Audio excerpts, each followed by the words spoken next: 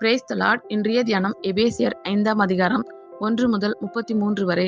ஆதலால் நீங்கள் பிரியமான பிள்ளைகளைப் போல தேவனை பின்பற்றுவர்களாகி, கிறிஸ்து நமக்காக தம்மை தேவனுக்கு சுகந்த வாசனையான காணிக்கையாகவும் பலியாகவும் ஒப்பு கொடுத்து நம்மேல் அன்பு கூர்ந்தது போல நீங்களும் அன்பிலே நடந்து கொள்ளுங்கள்.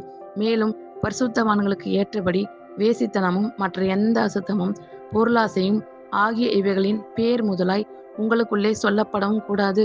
அப்படியே பம்பும் புத்தியீனமான பேச்சும் பரியாசமும் தகாதவைகள்.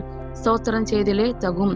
விபச்சாரக்காரனாவது, அசுத்தனாவது, விக்கிரக ஆராதனைக்காரனாவது, பொருளாசைக்காரனாவது தேவனுடைய ராஜ்யமாகிய கிறிஸ்துவின் ராஜ்யத்திலே சுதந்திரம் அடைவதில்லை என்று அறிந்திருக்கிறீர்களே. இப்படிப்பட்டவைகளின் நிமித்தமாக கீழ்ப்படியாமையின் பிள்ளைகள் மேல் தேவ கோபாக்கினை வருவதால் ஒருவனும் உங்களை வீண் வார்த்தைகளினாலே மோசம் போக்காதபடிக்கு எச்சரிக்கையாயிருங்கள். அவர்களுக்கு பங்காளிகள் ஆகாதிருங்கள். முற்காலத்தில் நீங்கள் அந்தகாரமாய் இருந்தீர்கள், இப்பொழுதோ கர்த்தருக்குள் வெளிச்சமாய் இருக்கிறீர்கள்.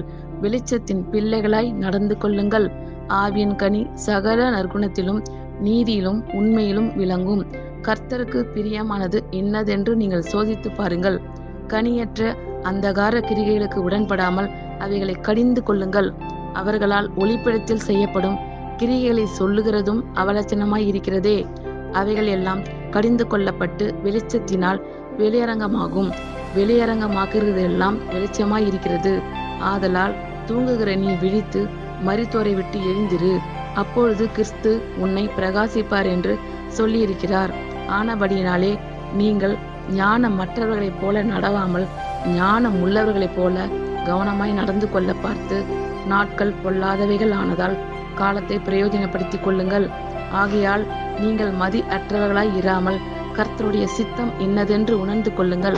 துன்மார்க்கத்திற்கு ஏதுவான மதுபான வெறி கொள்ளாமல் ஆவியினாலே நிறைந்து சங்கீதங்களினாலும் கீர்த்தனைகளினாலும் ஞான பாட்டுகளினாலும் ஒருவருக்கொருவர் புத்தி சொல்லிக்கொண்டு உங்கள் இருதயத்தில் கர்த்தரை பாடி கீர்த்தனம் பண்ணி நம்முடைய கர்த்தராகிய இயேசு கிறிஸ்துவின் நாமத்தினாலே எப்பொழுதும் எல்லாவற்றிற்காகவும் பிதாவாகிய தேவனை ஸ்தோத்தரித்து தெய்வ பயத்தோடே ஒருவருக்கொருவர் கீழ்ப்படிந்திருங்கள்.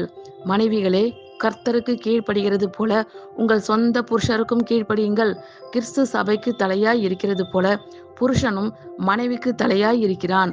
அவரே சரீரத்திற்கும் இரட்சகராய் இருக்கிறார். ஆகையால் சபையானது கிறிஸ்துவுக்கு கீழ்ப்படுகிறது போல மனைவிகளும் தங்கள் சொந்த புருஷர்களுக்கு எந்த காரியத்திலும் கீழ்ப்படிந்திருக்க வேண்டும். புருஷர்களே, உங்கள் மனைவிகளில் அன்பு கூறுங்கள்.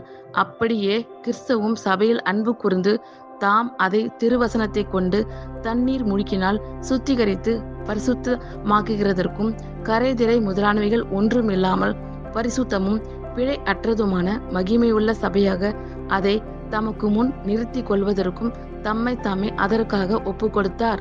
அப்படியே புருஷர்களும் தங்கள் மனைவிகளை தங்கள் சொந்த சரீரங்களாக பாவித்து அவர்களில் அன்பு கூற வேண்டும். தன் மனைவியில் அன்பு கூறுகிறவன் தன்னில்தான் அன்பு கூறுகிறான். தன் சொந்த மாம்சத்தை பகைத்தவன் ஒருவனும் இல்லையே. கர்த்தர் சபையை போஷித்து காப்பாற்றுகிறது போல ஒவ்வொருவனும் தன் மாம்சத்தை போஷித்து காப்பாற்றுகிறான். நாம் அவருடைய சரீரத்தின் அவயங்களாகவும் அவருடைய மாம்சத்திற்கும் அவருடைய எலும்புகளுக்கும் உரியவர்களாகவும் இருக்கிறோம்.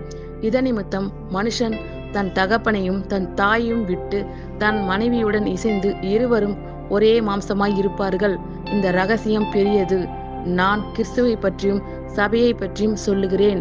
எப்படியும் உங்களிலும் அவனவன் தன்னிடத்தில் அன்பு கூறுவது போல தன் மனைவியிடத்திலும் அன்பு கூற கடவன். மனைவியும் புருஷனிடத்தில் பயபக்தியாய் இருக்க கடவள். ஆமேன். கர்த்தர் உங்கள் அனைவரையும் ஆசீர்வதிப்பாராக. God bless you all.